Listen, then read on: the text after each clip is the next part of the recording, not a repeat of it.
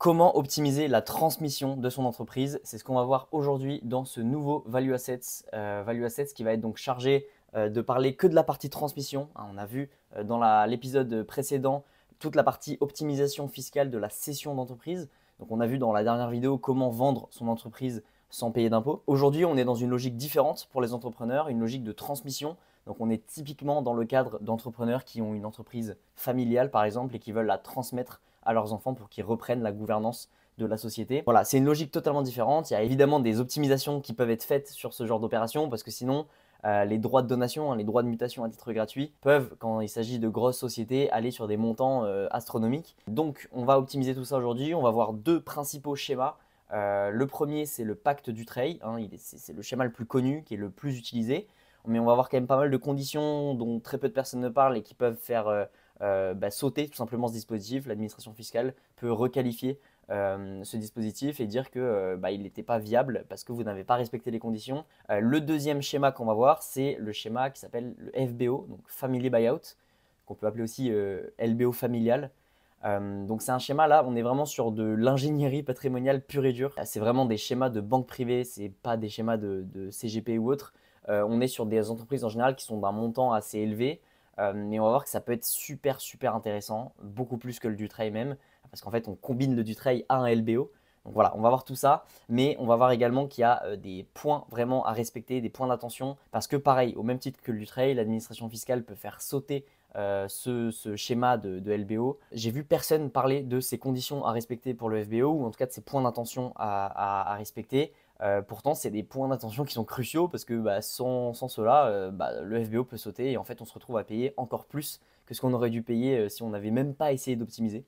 Donc voilà, c'est des schémas qu'il faut connaître, comprendre, appliquer parce que ça nous fait gagner beaucoup d'argent, mais il faut faire attention, il y a des points respectés et on va les voir aujourd'hui. Mais juste avant, si tu tombes par hasard sur cette vidéo, je me présente très rapidement. Je m'appelle Louis, je suis alternant banquier privé dans une banque privée pure player depuis un peu plus d'un an et demi maintenant.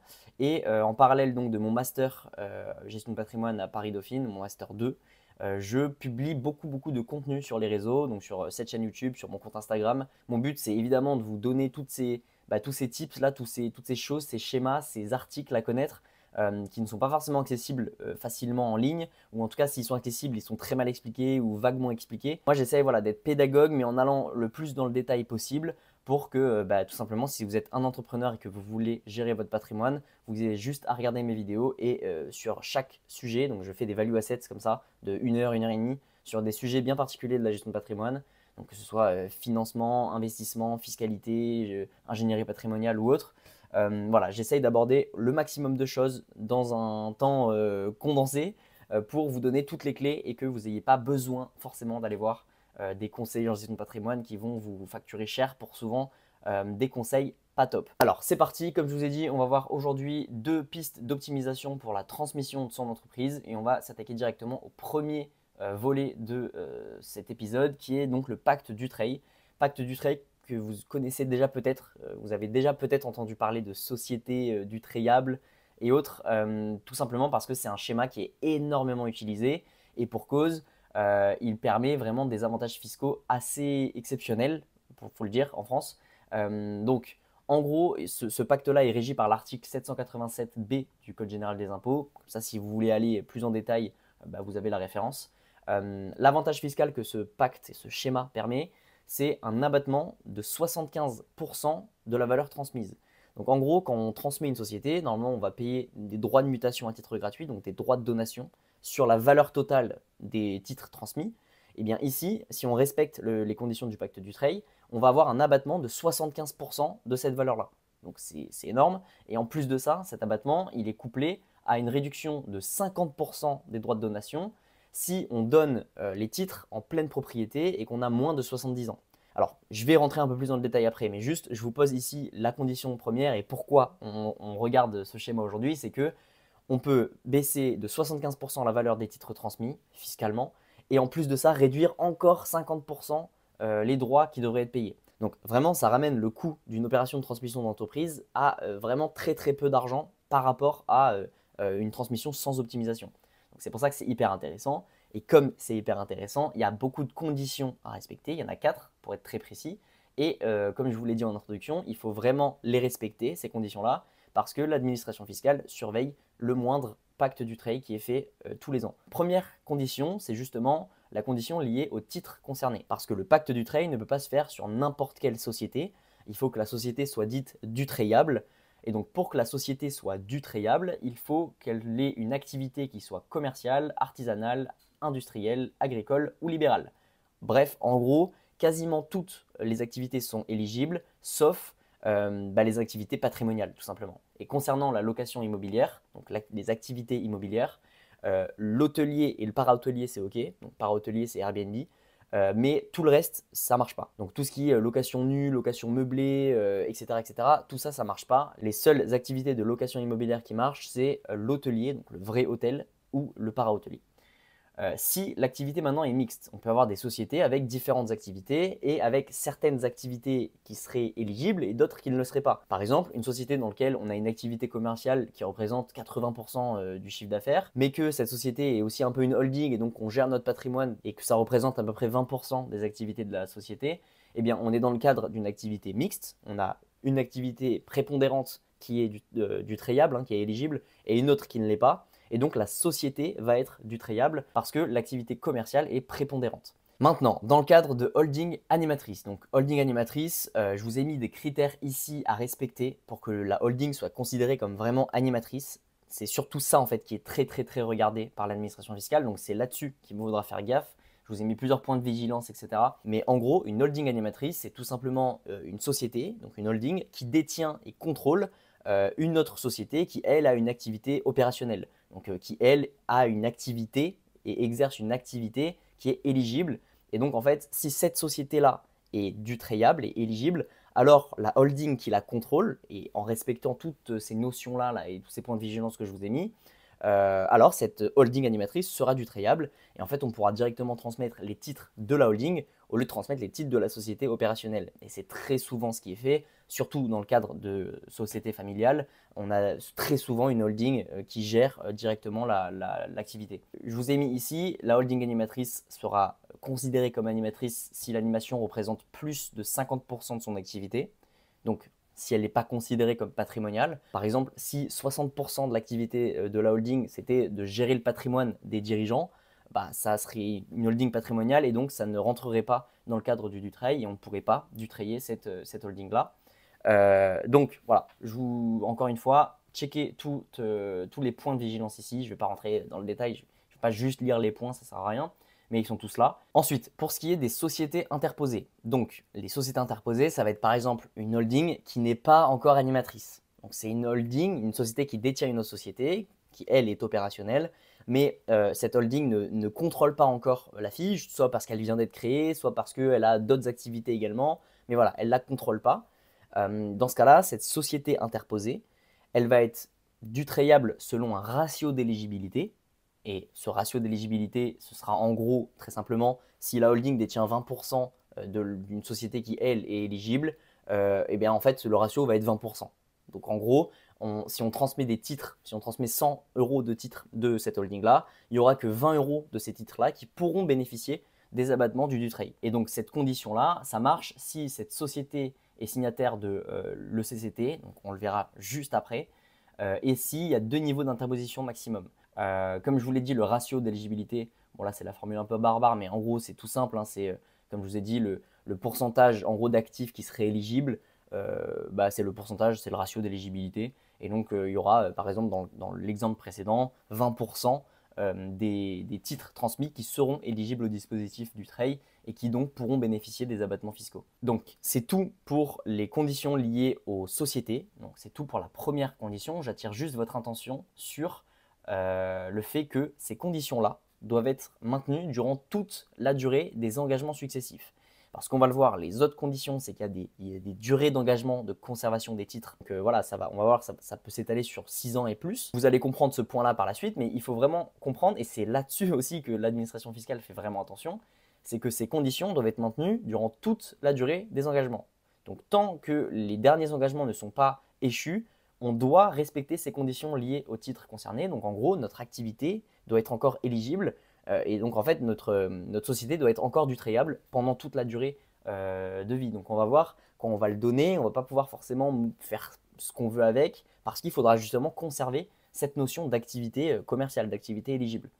Donc on va tout de suite sur les engagements. La deuxième condition, c'est un engagement collectif de conservation des titres. Alors, je l'ai mis ici, les associés doivent s'engager pendant une durée minimale de 2 ans à conserver tout ou partie de la participation qu'ils détiennent et qui est comprise dans le CC. Donc en gros, on va prendre un exemple très simple. On a monsieur, madame au capital de la société familiale. Ils veulent transmettre la société à leur enfant unique. Monsieur et madame vont signer un engagement collectif de conservation des titres. Donc il faut que monsieur et madame détiennent, je l'ai mis juste ici, au moins 17% des droits financiers et 34% des droits de vote. Et s'ils détiennent ça, ils vont pouvoir signer un engagement collectif de conservation des titres. Donc en gros, cet engagement-là, il acte la conservation des titres pendant 2 ans de la part de monsieur et madame. Alors cette conservation, comme je vous l'ai dit, c'est 2 ans. 2 ans, c'est à partir du moment où l'acte a date certaine. Donc en général, on fait un acte authentique pour faire un engagement collectif de conservation. Et donc dans ce cas-là, c'est au moment de la signature, parce que c'est un acte devant le notaire. Et si c'est un acte sous seing privé, c'est au moment de l'enregistrement de cet acte. Bon, là, c'est des petits détails. De toute façon, ça, c'est votre notaire ou votre avocat qui vous le dira. Mais voilà, juste ces 2 ans-là, ça a compté de ce moment-là. Dernier petit point, cet engagement collectif peut être ce qu'on appelle un ERA, donc un engagement réputé acquis. Donc en gros, on peut déterminer qu'il y a eu un engagement de signer sans qu'il ait été signé. Voilà, en gros, on va dire que l'engagement est réputé acquis et il y a des conditions pour ça. Il faut que le donateur, donc par exemple monsieur là, détient depuis plus de 2 ans 17% ou 34% des droits de vote de la société et qu'il exerce une fonction de direction dans la société ou qu'il exerce son activité principale. Dans ce cas-là, en fait, on va pouvoir faire valoir le fait que monsieur a un engagement réputé acquis et donc que les titres qu'il a transmis sans avoir rien signé, hein, les titres qu'il a transmis à son enfant vont être dutrayables, vont pouvoir bénéficier des abattements fiscaux du Dutreil, parce qu'on considérera que voilà, s'il détient depuis plus de 2 ans les titres-là, en fait, on considère qu'il respecte toutes les conditions du Dutreil, mais qu'il n'a juste pas signé l'engagement. Et donc, on va considérer cet engagement réputé acquis. Alors, je vous le mentionne là maintenant, mais en fait, on va comprendre pourquoi je le mentionne là. Parce que, en fait, si c'est un engagement réputé acquis, ça va avoir des incidences supplémentaires. Il faudra respecter en gros des conditions supplémentaires plus tard et on le verra. Mais voilà, comme ça, vous le retenez. Vous savez que cet engagement collectif de 2 ans peut être réputé acquis. Donc, on n'aurait pas forcément besoin de signer un quelconque acte. La troisième condition, c'est cette fois-ci un deuxième et dernier engagement de conservation des titres. Mais cette fois, ce n'est pas un engagement collectif, mais un engagement individuel. En fait, cette fois-là, c'est la personne qui reçoit les titres qui va devoir s'engager à conserver ces titres pendant 4 ans. Parce qu'en fait, ce qu'il faut comprendre dans la logique du Dutreil, c'est que ce pacte-là a été mis en place par l'État pour favoriser les transmissions d'entreprises. Donc pour favoriser en gros le maintien des entreprises familiales au sein de la société française. Dans cette logique-là, il est évident que si on transmet des titres en respectant le Dutreil, le but c'est pas que l'enfant y vende. Le but c'est que l'enfant il garde la société, qu'il exerce même, on va le voir après, potentiellement une fonction de direction, concrètement qu'il reprenne la boîte. Si la logique de cette opération est de vendre les titres pour l'enfant, dans ce cas-là en fait, si c'est votre objectif, je vous conseille de regarder ma vidéo précédente dans laquelle on parlait, qui était juste là, hein, dans laquelle on parlait de donation-cession.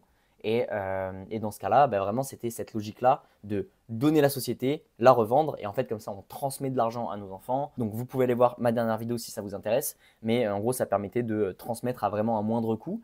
Mais l'idée, là, c'était de transmettre un patrimoine et pas une entreprise. Donc, le bénéficiaire de la transmission, donc le donataire, doit soit dans l'acte de donation, soit dans la déclaration de succession, parce que oui, là on parle d'une donation, mais en fait par exemple, si monsieur il signe un engagement de collectif de conservation des titres et que il n'a pas le temps de faire la donation mais qu'il décède, et bien dans ce cas-là, en fait, les titres seront transmis par voie successorale en respectant et en bénéficiant des mêmes avantages que le Dutreil, que s'il avait donné tout simplement de son vivant. Donc, le donataire doit s'engager à conserver pendant minimum 4 ans les titres qui lui ont été transmis. Donc ces 4 ans-là, c'est par contre à partir de la fin de l'ECC, donc à la fin de l'engagement collectif de conservation, donc à la fin des 2 ans. Mais je vous l'ai dit, la donation, on a pu la faire au day one, on a pu la faire au bout de 1 an par exemple, au lieu de 2 ans. Donc en fait, si on fait la donation au bout d'1 an, Dans ce cas-là, le donataire, celui qui reçoit les titres, va devoir conserver pendant 1 an de plus, donc jusqu'à la fin de l'ECC, plus là pendant 4 ans pour respecter son engagement individuel. Donc en fait, quoi qu'il arrive, peu importe quand la donation intervient, il faudra respecter un engagement de 6 ans en tout maximum. Sauf s'il y a eu un engagement réputé acquis et que dans ce cas-là, on peut gratter les 2 premières années. Et voilà.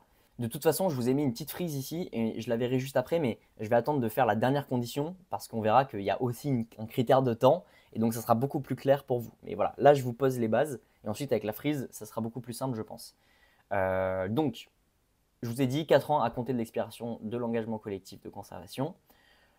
Pendant ces 4 années-là, pendant cet engagement individuel, on peut apporter des titres à une holding. Donc moi, je reçois des titres de mon père qui me fait un Dutreil, je reçois les titres de la société. Je peux décider d'apporter ces titres à une holding parce que voilà, j'ai envie et on va le voir en fait à quoi ça sert et pourquoi je le mentionne. C'est surtout pour le FBO, le deuxième schéma que je vais mentionner après. Mais en fait, tout simplement, c'est dans la même logique qu'on l'a vu la vidéo précédente, on peut décider de créer une holding pour gérer la société directement via notre holding et pas de la gérer en direct. Ça peut totalement se comprendre. Ça peut être soit dans des logiques fiscales, mais ça peut aussi être dans des logiques de gouvernance ou autre. Donc, il faut savoir que pendant cet engagement individuel, le donataire, donc moi qui reçois les titres, je peux apporter les titres à une holding, mais il faut respecter certaines conditions qui sont dans le 787 BF du CGI. Et ces conditions-là, il faut les respecter pour éviter de faire tomber l'engagement et tout simplement faire sauter le Dutreil, quoi. Les 3 conditions du 787 BF sont les suivantes. Il faut que la valeur de l'actif de la holding soit égale à plus de 50% des titres Dutreil. Donc en gros, dans ma holding que je crée, il y a plus de 50% de l'actif qui est représenté par des titres Dutreil. Il faut que la holding soit détenue à plus de 75% par le titulaire de l'engagement individuel. Donc il faut que je détienne plus de 75% de cette holding à laquelle j'apporte les titres. Ça paraît logique. Et il faut que la holding soit dirigée par le bénéficiaire de la transmission. Donc en gros par moi. En gros, pour faire très simple, il faut que je contrôle la holding, que j'en possède plus de 75% et que cette holding ait un actif qui soit composé à plus de 50% des titres. Dernière condition, c'est une condition qui est liée à l'exercice d'une fonction de direction. Parce que oui, on l'a vu, le but d'un Dutreil, c'est vraiment de reprendre la gouvernance de la société. Alors, cette condition, c'est que l'un des associés, légataire ou donataire, ou l'un des héritiers, doit exercer des fonctions de direction pendant 3 ans à partir du jour de la donation. Donc, c'est pas forcément moi, bénéficiaire de la transmission, ça peut être mon père ou ma mère qui m'ont donné les titres, ou toute autre personne, on l'a vu, légataire ou donataire, mais en général, en gros, pour faire très simple, c'est soit les personnes qui donnent, soit la personne qui reçoit, qui vont devoir exercer une fonction de direction pendant 3 ans à partir du jour de la donation. Donc, c'est là que la frise intervient pour que vous compreniez un peu mieux l'ordre des opérations, parce que c'est un peu complexe. Petit exemple, je vais reprendre le même. Monsieur et madame détiennent une société familiale et ils veulent la transmettre à leur fils. On est en date zéro, monsieur et madame vont signer un ECCT, donc un engagement collectif de conservation des titres, pendant 2 ans. Donc ils signent cet engagement. Au bout d'1 an et demi, par exemple, là, arbitrairement, ça aurait pu être partout entre ces 0 et 2 ans, au bout d'1 an et demi, monsieur et madame vont donner les titres à l'enfant, donc à moi. Je reçois les titres au bout d'1 an et demi. Je vais devoir attendre 6 mois pour arriver jusqu'à la fin de l'ECCT, donc conserver ces titres-là pendant 6 mois, plus les conserver encore pendant 4 ans, et cette fois-ci en respectant mon engagement individuel. Donc là, je pense que c'est assez clair pour tout ce qui est conservation. Maintenant, pour la fonction de direction, à partir du jour de la donation, soit moi, soit mon père, soit ma mère va devoir exercer une fonction de direction pendant 3 ans, donc à compter du jour de la donation. Donc en gros, si on prend la timeline, entre 0 et 4 ans et demi, on aura une fonction de direction qui devra être exercée par monsieur, madame, ou monsieur, madame, puis le fils, ou voilà. Et ce qui est intéressant, c'est qu'en fait, cette fonction de direction-là, pendant 3 ans, elle peut être exercée simultanément par d'abord monsieur, madame, puis moi, par exemple. S'ils décident de me donner les titres, de continuer un peu pendant 6 mois, 1 an et demi, à exercer des fonctions de direction pour me faire la passation petit à petit, et qu'après, au bout de la 3e année, ils décident de vraiment abandonner la société, enfin me la laisser complètement, me laisser la main à la société, je peux prendre moi le relais sur les fonctions de direction et diriger la société. Et ça ne fera pas tomber la fonction de direction. Le seul cas où il y a une condition supplémentaire sur cette fonction de direction, c'est ce que je mentionnais tout à l'heure, c'est dans le cadre d'un engagement réputé acquis. Parce que dans ce cas-là, comme en fait il n'y a pas eu de signature de CCT, il n'y a que le donataire qui va devoir exercer la fonction de direction. Et il n'y aura que lui qui pourra exercer cette fonction de direction. Donc en gros, dans le cadre d'un engagement réputé acquis, si mon père me donne les titres, qu'il n'a pas signé d'acte de CCT, mais on considère que c'est réputé acquis parce qu'il respectait les conditions, bien, au moment, à partir du jour de la donation, c'est moi qui vais devoir exercer une fonction de direction pendant 3 ans. Donc on comprend pourquoi en fait on fait attention sur ce genre d'engagement, c'est parce que souvent la logique d'une transmission, c'est pas tout de suite de je te donne les titres, tu te démerdes avec la société et t'en fais ce que tu veux. En général, c'est des entreprises familiales, il y a de la gouvernance, il faut faire attention, il y a vraiment toute une période de passation des pouvoirs et ça se fait pas comme ça. Donc s'il y a un engagement réputé acquis, ça devra se faire comme ça devra se faire instantanément et c'est le donataire, donc l'enfant qui reçoit, qui va devoir euh, exercer une fonction de direction. Alors, il y a eu de la jurisprudence dessus, c'est que maintenant, la fonction de direction va pouvoir être accompagnée par le donateur. Donc en gros, je vais devoir, moi en tant que fils, exercer une fonction de direction, mais mon père va pouvoir m'accompagner dans la direction. Donc en gros, par exemple, être directeur général délégué ou quelque chose comme ça. Mais c'est pas du tout optimal. Je veux dire, c'est pas, les pouvoirs doivent être majoritairement détenus par le fils. Voilà, donc c'est à peu près tout pour les conditions du Dutreil. Donc on voit que il y a quand même pas mal de conditions à respecter, mais en fait ça se fait très bien, hein, ça se fait très bien. Les points vraiment auxquels il faut faire attention, c'est franchement sur la première condition en fait, sur est-ce que la société est dutrayable ou non. Ça paraît être le plus simple, mais en fait il faut vraiment que, et surtout quand c'est des holdings animatrices, en fait c'est un faisceau d'indices qui va déterminer si la holding est animatrice ou non. Et donc, il faut vraiment respecter le maximum de points de vigilance, enfin le maximum de ces conditions-là. Il faut qu'il y ait des conventions stratégiques, il faut qu'il y ait des décisions économiques et stratégiques qui émanent de la holding, il faut que la holding ait une participation suffisante au capital et qu'elle puisse rapporter la preuve qu'elle a des fonctions de politique et de gouvernance dans les sociétés. Il faut vraiment que ce soit elle qui dirige. Donc, par exemple, il faut qu'il y ait une adresse mail de la holding de laquelle émanent tous les mails pour les sociétés, pour les filles. Enfin, voilà, il y a beaucoup, beaucoup de conditions à respecter et c'est ça surtout que surveille l'administration fiscale et surtout, comme je l'ai dit, pendant toute la durée des engagements successifs. Parce qu'en fait, la société dont on transmet les titres, qui est dutrayable, doit être dutrayable pendant là, ces 6 ans. Et donc, c'est ça en fait qui fait souvent tomber les Dutreil et sauter les Dutreil, c'est que, bah, par exemple, au moment où on transmet les titres à notre fils, bah, peut-être que notre fils il va vouloir faire, je sais pas, de la croissance externe, il va racheter une entreprise, mais en fait, il va racheter une entreprise qui fait bah, je sais pas, de la location immobilière qui n'est pas éligible. Et en fait, cette location immobilière va au final devenir majoritaire au niveau de l'activité de la holding. Et donc, en fait, bah, la holding sera plus animatrice. Enfin, voilà, vous voyez le style de conditions qui peuvent faire sauter le montage. Mais voilà, il faut juste faire attention à ça. Sinon, il n'y a pas. Voilà, c'est assez clair. De toute façon, les Dutreil, il y en a un paquet qui sont faits. Il y a beaucoup, beaucoup, beaucoup de jurisprudence dessus. Donc logiquement, si votre cas n'est pas trop particulier, ça devrait le faire assez simplement. Je vous ai mis ici des petites obligations déclaratives. Alors, je ne vais pas les lire, je vous les ai mis vraiment pour la culture, mais pareil, ça, logiquement, c'est votre notaire ou votre avocat qui vous le dira, enfin plutôt notaire d'ailleurs. Mais voilà, bon, il y a quelques obligations déclaratives à respecter. C'est important parce que sinon, le Dutreil peut être remis en cause rétroactivement. Hein, pareil, l'administration fiscale, comme je vous l'ai dit, surveille tout, et notamment ses obligations déclaratives. Et si le Dutreil est remis en cause rétroactivement, bah, il faudra payer les droits de mutation qui auraient été dus si on n'avait pas eu les abattements du Dutreil et payer 0,20% d'intérêt de retard par mois pendant toute la durée de l'opération. Donc voilà, il faut vraiment faire gaffe. Mais ça se fait très simplement. Le deuxième gros schéma de cette vidéo, c'est un schéma qu'on voit beaucoup, beaucoup, beaucoup moins pour le coup parce que c'est vraiment de l'ingénierie pure et dure. Vous allez le voir assez complexe. Je vais essayer de le vulgariser le plus simplement possible. Mais c'est un schéma qui a vraiment un fort effet de levier, comme son nom l'indique, hein, parce que Family Buyout, donc, je ne sais pas si vous connaissez, mais c'est en gros un LBO familial. LBO, c'est Leverage Buyout. Donc, Leverage Buyout, c'est tout simplement le fait, d'ailleurs là, il n'y a pas d'espace. C'est tout simplement le fait de, en gros, acheter une société avec de l'endettement. Donc, en gros, c'est le fait de s'endetter pour acheter une société. Et en fait, cet endettement, c'est pas nous qui allons le supporter, mais on va le voir, c'est une holding. Bref, les LBO, c'est très très très très très répandu, notamment dans tout ce qui est fusion-acquisition, donc M&A, levée de fonds, etc., etc. C'est vraiment ce qui est majoritairement utilisé parce que ça a l'avantage d'avoir 3 gros effets de levier principaux. Et encore une fois, je vous ai mis un exemple après. On va voir le FBO sous le cadre d'un exemple.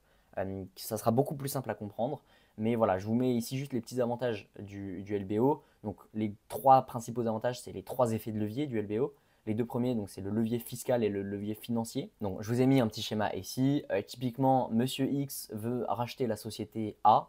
Bah, au lieu d'acheter la société A directement et soit de s'endetter personnellement, mais en fait c'est un peu bizarre parce qu'il achète une société, donc voilà, il va en fait créer une holding, qu'on appelle aussi une SPV des fois, donc Special Purpose Vehicle. Donc il va créer une holding, et cette holding, parce que Monsieur X il n'a pas les sous en fait d'acheter la SRLA, là, il n'a pas l'argent, mais il a envie de l'acheter. Donc ce qu'il va faire, c'est qu'il va créer une holding. Cette holding elle va s'endetter pour acheter les titres de la SRLA. Et en fait, l'emprunt qui est contracté par la holding, il va être remboursé grâce à l'activité de la SRLA, de l'activité de la société fille, qui va être rémunéré, enfin qui va rémunérer la holding sous forme de dividendes. En gros, il y aura une remontée de dividendes au niveau de la holding et la holding va rembourser la dette auprès de la banque. Donc là, on voit directement en fait 2 effets de levier principaux qui émanent de ce montage. Le premier, c'est le levier fiscal. C'est tout simplement le fait qu'on a une remontée de dividendes de la fille à la mère avec une grosse part d'exonération d'impôts. Parce qu'en fait, grâce au régime mère-fille, qui fait que la holding doit détenir 5% minimum du capital de A et doit s'engager à les détenir pendant au moins 2 ans, les dividendes, il y a une exonération d'imposition sur les dividendes sous réserve d'une réintégration d'une quote-part de frais et charges de 5%. Donc en gros, il y a un abattement de 95% des impôts dus sur les dividendes. Et ce levier fiscal peut être encore plus intéressant si on est dans le cadre d'une intégration fiscale. Alors, intégration fiscale, c'est, je vous ai mis les conditions un peu plus tard parce qu'on les verra, mais en gros, c'est 95% du capital qui doit être détenu par la holding et ça doit être que des sociétés à l'IS imposées en France. Enfin voilà, il y a plusieurs conditions. Ça, vous pouvez checker pareil sur internet si vous êtes, surtout en fait, si vous êtes dans des conditions où il y a des sociétés étrangères, où soit la mère est étrangère, soit la fille est étrangère. Il y a pas mal de petits trucs à voir là-dessus. Mais sinon, voilà, en gros, c'est des sociétés à l'IS imposées en France et que la mère détienne 95% du capital de la fille. Dans ce cas-là, ce n'est pas une quote-part de frais charge de 5%, mais de 1%. Donc en fait, il y a une exonération de 99% des impôts. Donc en gros, il n'y a quasiment pas de frottement fiscal sur l'opération. Donc ça, c'est le premier levier de l'opération, du LBO, c'est le levier fiscal. Le deuxième levier, c'est le levier financier. C'est tout simplement qu'en fait, ces dividendes-là qui vont être reçus par la mère, donc l'activité, le bénéfice de la société qui a été rachetée, il est supérieur à la charge de l'emprunt. En gros, on gagne plus d'argent grâce aux dividendes qu'on en paye pour rembourser la dette. Donc il y a un levier financier tout simplement parce que ça nous a permis de nous endetter pour acheter un truc qu'on n'avait pas. Et en fait, cet endettement, il va être remboursé grâce au truc qu'on achète. Voilà, c'est un peu le même effet de levier que le levier bancaire en immobilier, quoi. C'est le même style. Le troisième effet de levier de ce LBO, ou de tout LBO d'ailleurs, c'est le levier juridique. C'est tout simplement le fait qu'il peut y avoir une prise de contrôle par la holding de la société fille sans détenir la majorité de ses titres. Je vous ai mis un petit exemple extrême ici, mais en gros, si on a une holding qui détient 50%, 51% pour être majoritaire, des titres de B, et qu'elle détient elle-même 51% de C, et que elle-même détient 51% de D, et que D détient 51% de E. Bon, on voit ici, si on raisonne de manière indirecte et directe, la société A détient 6,76% de E, c'est 51%, de 51%, de 51%, etc., etc. Donc ça représente 6,76% du capital en fait. Donc A détient même pas 7% du capital de E, mais A contrôle E par interposition. Parce qu'en fait A contrôle B, qui contrôle C, qui contrôle D, qui contrôle E. Parce qu'à chaque fois elle a 51%. Donc voilà, c'est un levier juridique. C'est pas là ce qu'on va voir dans le cadre du FBO, mais c'était un petit rappel pour tout ce qui est LBO et leverage buyout en général. Ceci étant dit, on va voir maintenant ce qui nous intéresse dans le cadre d'une transmission d'entreprise, transmission d'entreprise familiale. On va faire ce qu'on appelle un LBO familial, donc un family buyout, un FBO. Et je vous ai mis un exemple ici, comme je vous l'ai dit, pour que ce soit beaucoup plus parlant. Et je vous ai fait en plus des petits schémas à côté pour que ce soit encore plus clair. Donc dans cet exemple, Monsieur X possède 100% d'une SARL valorisée 6 millions d'euros. On estime qu'il a constitué pour 0 euros. Bon, ça c'est juste pour dire qu'en fait elle vaut 6 millions et c'est la plus-value est de 6 millions. Il souhaite transmettre 75% des titres de la société à ses 3 enfants. Donc Monsieur X il a 3 enfants, qu'on le voit là, E1, E2, E3. Il a 100% de la société Y pour 6 millions et il veut transmettre la société Y à hauteur de 75%, Donc il veut transmettre 75% de ses titres à ses enfants, mais il veut que ce soit E3 qui reprennent la société. Parce que par exemple, E1 et E2, en fait, ils s'en foutent, et il n'y a que E3 qui est intéressé par reprendre la société familiale. E1, E2, ils s'en foutent, mais le père, il veut quand même maintenir une égalité entre les trois enfants, parce qu'il n'y a pas de raison que, parce que E3 veut reprendre la gouvernance familiale, eh bien E1 et E2 soient lésés. Donc c'est ce que j'ai mis là, il veut transmettre 75% à ses trois enfants, et il veut que E3 devienne dirigeant, et il veut en plus de ça vendre le solde, hein, vendre les 25% restants pour se faire un peu de cash pour sa retraite et qu'il puisse vivre tout simplement comme un bon rentier une fois qu'il aura transmis sa société à son enfant. Donc dans cette situation, on peut penser à un FBO, à un Family Buyout, 3 étapes. La première, c'est une donation-partage en Dutreil avec Soult. Alors c'est un peu barbare, mais on va le voir en détail, c'est pas très compliqué. Et donc c'est pour ça que je vous ai parlé du Dutreil avant, c'est parce qu'on va le voir en fait, c'est la première étape de ce FBO. La deuxième étape, c'est que l'enfant repreneur, donc l'enfant qui va reprendre E3, il va apporter les titres à une holding. Et donc c'est pour ça aussi que je vous ai mentionné tout à l'heure, vous vous rappelez pendant le Dutreil, que pendant l'engagement individuel de conservation, donc ici, hein, on pouvait apporter les titres à une holding, mais qu'il fallait respecter le 787 BF. Donc là, on va le voir pour le FBO. Et la dernière étape, c'est le LBO au sens pur et dur. C'est qu'en fait, la société holding qui a été constituée et à laquelle on a apporté les titres de E3, eh bien, elle va contracter une dette pour payer les soults aux enfants. On va voir, c'est là est l'intérêt du levier. Et pour racheter en fait la cible, donc pour racheter les parts de monsieur. Bref, je vous ai fait un petit plan d'étape là, on va le voir maintenant en détail. La première étape, c'est une donation-partage Dutreil avec soult. Donc, monsieur va donner 75% des titres à E3. Donc, monsieur va donner 75% des 6 millions à son enfant qui va reprendre la société. Et cette donation sera à charge de Soult à E1 et E2. Donc, à charge de Soult, ça veut dire qu'en fait, l'enfant va devoir reverser 1,5 million à chaque enfant. Hein, on le voit ici dans le schéma. Monsieur X, il donne 75% de 6 millions à E3. E3, il a donc 75% de la société Y qui valent 4,5 millions. Monsieur X, il a toujours 25% là, qui valent 1,5 million. Donc ça, on s'en fout, on ne va pas le regarder pour l'instant. Nous, ce qu'on va regarder, c'est ça. C'est qu'en fait, E2 et E1, ils ont chacun une créance, ils ont une soult en fait. Enfin, E3 leur doit une soult à chacun de 1,5 million chacun. Pour en fait tout simplement respecter l'égalité et l'équité entre les trois enfants. C'est que là, il a reçu 4,5 millions, E3. À la fin des fins, Monsieur X, il voulait transmettre 1,5 million à chacun des enfants. Donc là, physiquement, E3, il a reçu 75% de la société Y, donc qui valent 4,5 millions, et il va devoir rembourser E1 et E2. Et là, on se dit, ouais, mais comment il va rembourser? Parce que s'il rembourse comme ça, eh bien, il va devoir se verser des dividendes de la société Y dont il détient maintenant 75%. Donc, il va se verser des dividendes pour leur rembourser leurs créances, pour rembourser la soult qu'il a envers eux, qu'il a envers les deux. Sauf que si on fait ça, bah, E3 il va devoir payer de la flat tax, il va payer de l'impôt sur les dividendes qu'il va se verser pour rembourser les soults. Donc c'est pas du tout optimisé. Donc ça c'est ce qu'on va voir juste après dans la deuxième étape, c'est pour ça qu'on va créer une holding.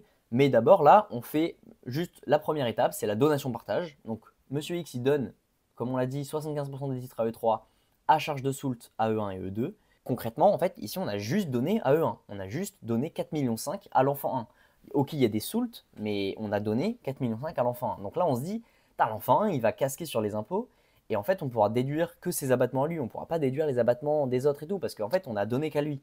Mais non, c'est tout l'intérêt de faire cette petite donation partage avec soult, c'est qu'on a ce qu'on appelle les émoluments théoriques. Donc en gros, dans cette donation partage, les lots ne sont pas identiques, parce qu'il y a en gros 4,5 millions à 1, rien aux autres, ils ont juste une soult envers lui. Mais même si ces lots ne sont pas identiques, les DMTG sont calculés de manière identique. En fait, on considère que comme il y a une soult et que, in fine, les enfants recevront tous la même valeur, donc 1,5 million dans ce cas-ci, on va pouvoir calculer des droits de mutation à titre gratuit, donc des droits de donation, comme si Monsieur X avait transmis 1,5 million à chaque enfant. Donc c'est ce qu'on va voir juste ici dans le calcul. C'est ça aussi qui va permettre de réduire drastiquement les coûts. C'est qu'en fait, on donne donc 75% de 6 millions. Donc on donne 4,5 millions, soit 1,5 million par enfant. Hein, c'est théorique. E3 reçoit 75% du capital de la société, à charge pour lui de verser une soult de 1,5 million à E1 et E2. On a maintenant les abattements du trade, 75%, hein, on l'a vu juste avant, hein, c'est ces abattements-là, abattement de 75% de la valeur transmise. Tac, tac, tac. Donc 75% fraction taxable, bah, au lieu de 4,5 millions, on n'est que sur 25% de 4,5 millions, donc 1 125 000. La part taxable pour chaque enfant, c'est donc 1 125 000 divisé par 3, hein, parce qu'ils sont 3. Donc 375 000. On applique l'abattement pour chacun des enfants, l'abattement de droit commun de 100 000 € tous les 15 ans. Ça revient donc à 275 000 €. On calcule les droits qui seraient dus par les enfants, donc 53 194 €. Alors, je ne vous ai pas fait le calcul ici, mais en gros, c'est tout simplement les DMTG en ligne directe. Hein. Je vous ai déjà mis dans la vidéo de transmission, dans la vidéo précédente, les barèmes des droits de mutation à titre gratuit. Donc, ça fait 53 194 ici, mais, donc par enfant, hein, mais il y a en plus une réduction de 50% des droits, pareil, du Dutreil, parce qu'on a donné, donc 50% ici, parce qu'on considère ici que Monsieur X a moins de 70 ans et qu'il a donné, effectivement, là pour le coup, en pleine propriété. Donc ça nous ramène en gros à 26 597 € de droits par enfant, x 3, donc en gros un peu plus de 75 000 balles pour transmettre 4,5 millions d'une société. Donc c'est vraiment que dalle, c'est vraiment que dalle par rapport aux droits qui auraient dû être dus sans donation-partage avec Soult et sans les émoluments théoriques et sans le fait que ce soit un Dutreil, etc. etc. Enfin, là, le combo de D2 fait vraiment économiser énormément d'argent. Donc, comme je vous ai dit, maintenant, on se retrouve avec E3 qui a quand même 4,5 millions et qui doit une Soult aux deux autres. Comme je vous l'ai dit, le truc qui n'est pas optimal du tout, ça serait qu'ils se disent « Ok, je vais me verser les dividendes de la société Y et je vais leur rembourser les Soult. » Sauf que, je vous l'ai dit, si on fait ça, bah en fait, il va être imposé au PFU. Donc, on va devoir passer par la case IR à chaque fois pour rembourser les Soult. Ce n'est pas du tout optimisé, parce que 1,5 million à rembourser à chaque enfant, ça fait quasiment, si tu rajoutes 30%, ça fait quasiment 2 millions à rembourser pour chaque enfant. Donc, ça te fait un coût de l'opération qui est vachement plus élevé. Donc, ce qu'on va faire, c'est que E3, il va apporter les titres qu'il détient à la holding. Et on va comprendre pourquoi juste après. Mais là, on est dans la deuxième étape, apport des titres à une société holding. Petite précision ici, on n'est pas dans un apport, genre apport-report comme on le faisait dans la précédente vidéo dans le cadre du 150 0 BTR, parce qu'ici, il n'y a pas de plus-value. Vu qu'on vient de donner les titres, la plus-value est égale à 0, donc en fait, ça ne sert à rien de s'embêter avec un 150 0 BTR, surtout que en plus, ça nous rajouterait des conditions à respecter et tout, et ça ne serait pas du tout optimal. Donc, c'est ce que j'ai mis ici.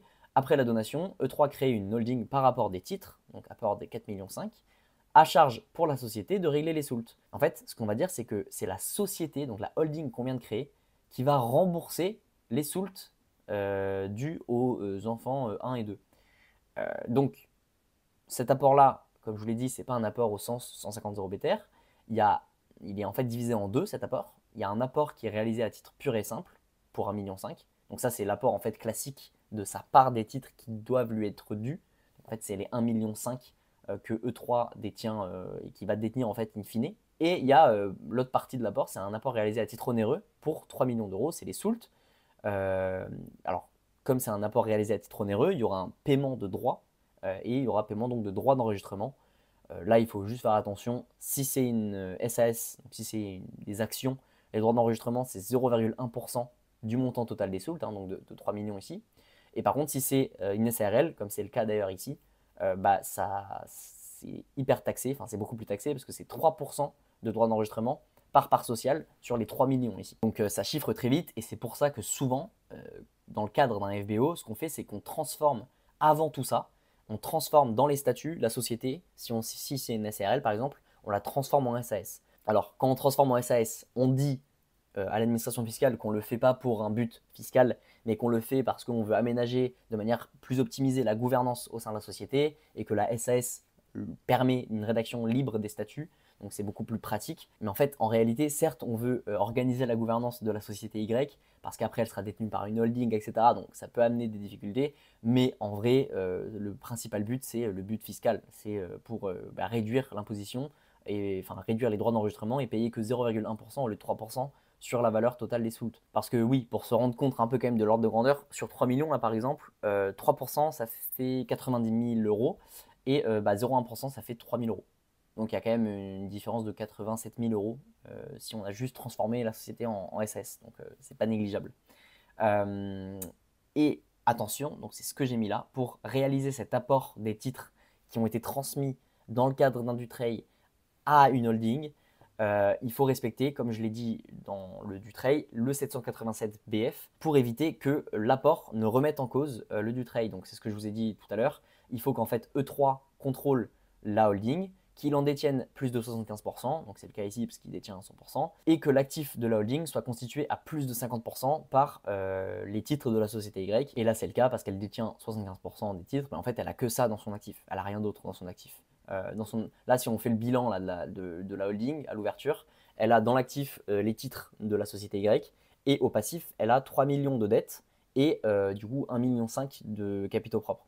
Hein, donc c'est à peu près ça, quoi. Elle a 4,5 millions de titres, 3 millions de dettes, 1,5 million de capitaux propres. Maintenant, dernière étape du schéma, c'est tout simplement faire intervenir du levier là-dedans, donc faire un LBO littéralement.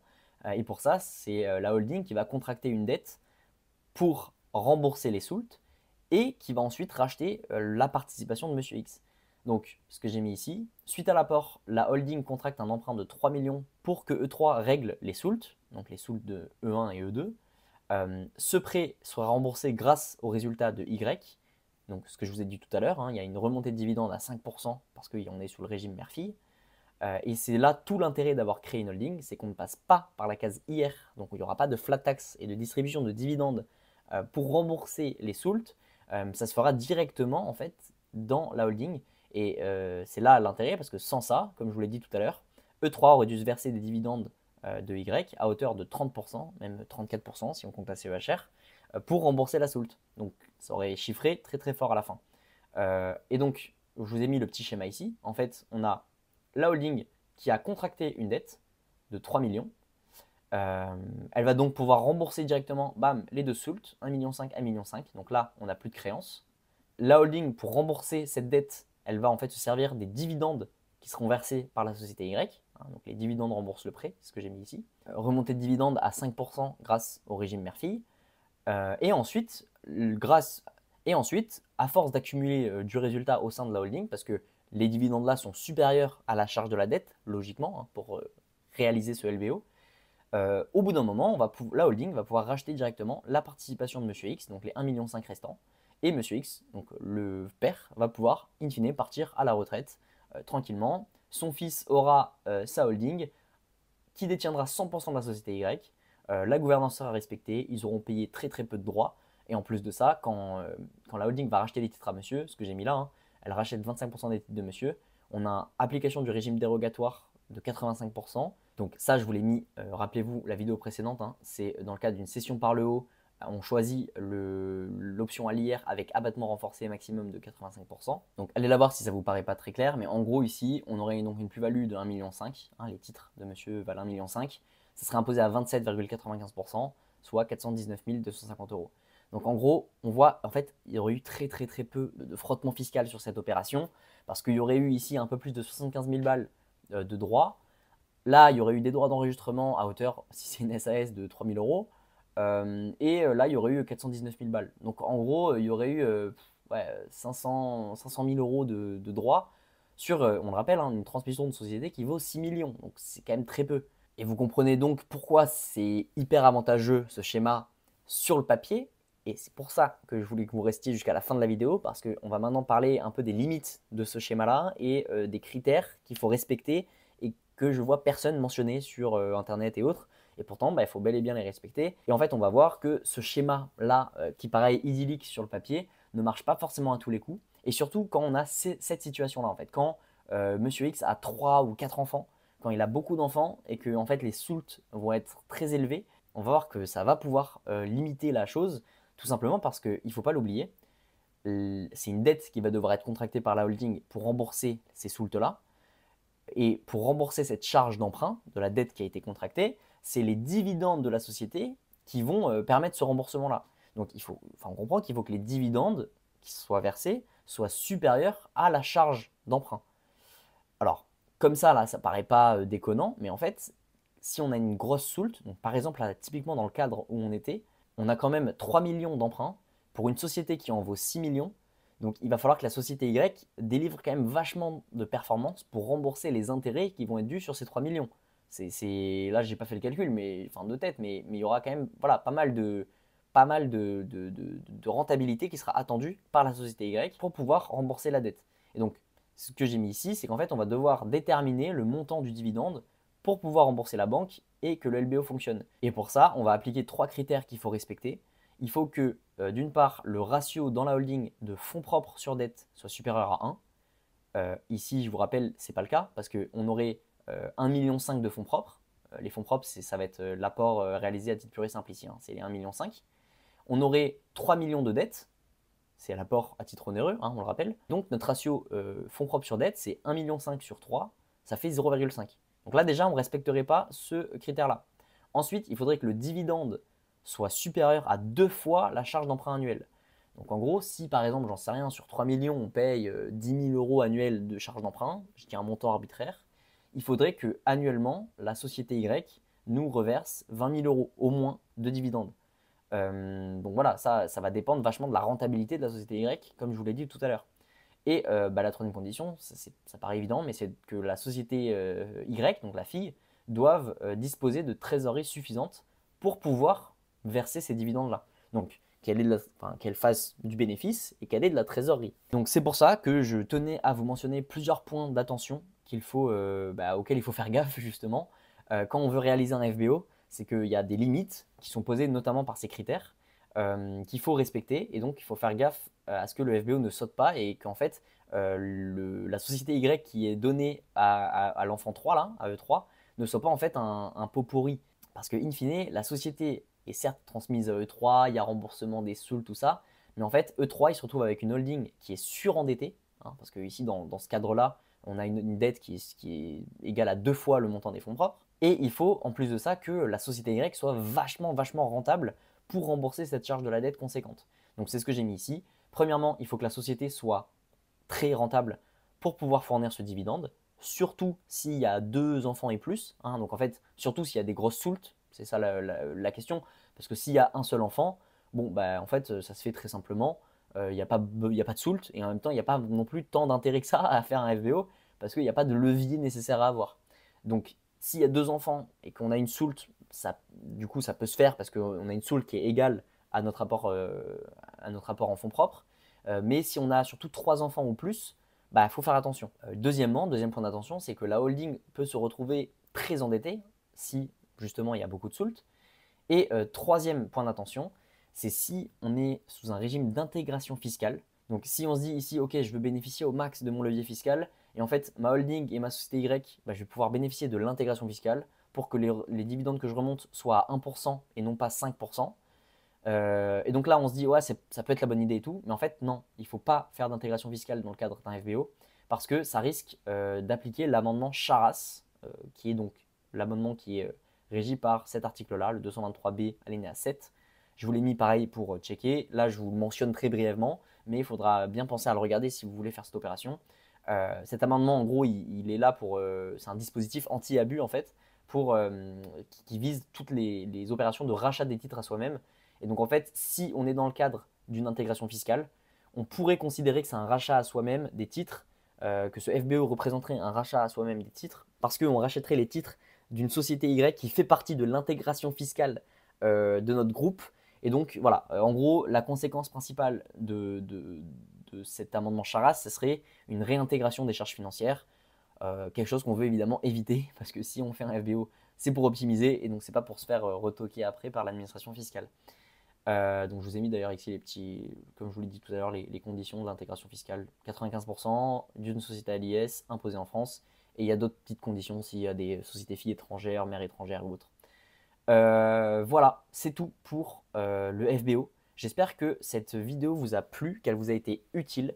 N'hésitez pas à la partager à vos amis qui veulent transmettre leur société par exemple, ou à vos parents qui veulent transmettre votre société, ou j'espère qu'elle vous a servi à vous si vous voulez transmettre votre société.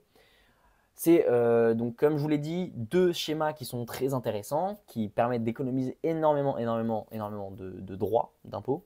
Mais il faut évidemment respecter toutes ces conditions-là que je vous ai mentionnées. Il faut faire hyper attention, parce que c'est des schémas qui sont, de par les abattements et les avantages qu'ils permettent et qui procurent, extrêmement surveillés par l'administration fiscale. Voilà, donc j'espère que cette vidéo vous a plu. La map que j'ai utilisée dans cette vidéo est comme d'habitude disponible en description ou dans le premier commentaire. Voilà, vous avez accès à la map, comme ça vous pouvez revenir quand vous êtes chez vous, tranquillement, regarder les conditions, les trucs, les machins.